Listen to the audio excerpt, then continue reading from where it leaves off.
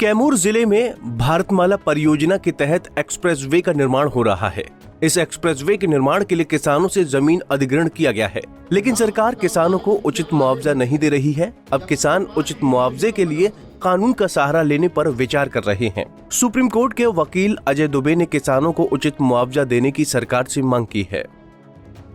Circle rate का जो determination हो रहा है, जो उसकी कैलकुलेशन हो रही है, उसके बेसिस पे जो किसानों का मुआवजा है वो लगभग ना के बराबर मिल रहा है। जैसे मान लीजिए 3-3.5 लाख रुपए पर एकड़ की सर्कल रेट 2013 का रेट है, तो आज के डेट में अगर उसी को मान लिया जाए तो उनको 15 से 18 लाख रुपए मिल रहा है, उदाहरण के तौर पर। लेकिन मार्केट रेट 1 एकड़ की 25 लाख रुपए है।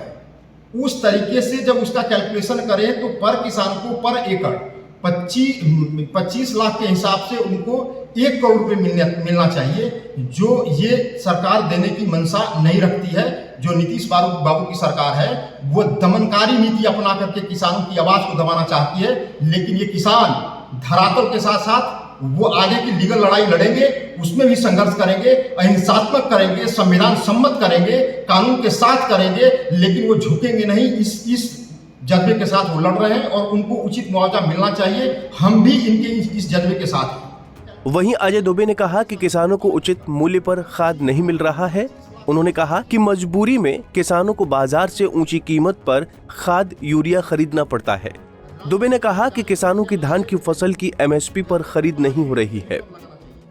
तैयार हो रहा है और इस समय जो धान की न्यूनतम समर्थन मूल्य है वो है 2183 रुपए प्रति क्विंटल।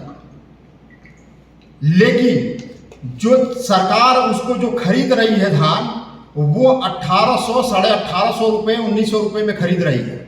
वहां भी 250 रुपए से लेकर के 300 रुपए की जो सरकारी दलाली है, वो दलाली सिस्टम उसके अंदर भी लगी हुई है। वो वहां भी किसान परेशान है। दूसरी चीज, जो यूरिया है, जो खाद है, वो किसानों को उपलब्ध नहीं हो पा रहा है, और जहां उपलब्ध भी है तो 1-1 किलोमीटर की लाइन लग रही है वहां से यूरिया लेने के लिए। वहां यूरिया लेने के लिए बिल्कुल मारामारी हो रही है किसानों के बीच में कि यूरिया सरकार नहीं दे पा रही है। ये बहुत बड़ी समस्या है। और यूरिया जब दे भी रही है तो जो यूरिया 267 रुपए की जो यूरिया का सरकारी रेट है, वो यूरिया 350 रुपए में ब्लैक हो रहा है। वहां भी बिल्कुल दलाली की जो मानसिकता है वहां स्पष्ट दिखाई देती है। उसके अलावा जो DAP है उसका सरकारी रेट 1350 रुपए प्रति बोरी है। वो मार्केट में जो मिल रहा है किसानों को वो 1600 रुपए प्रति बोरी मिल रहा है।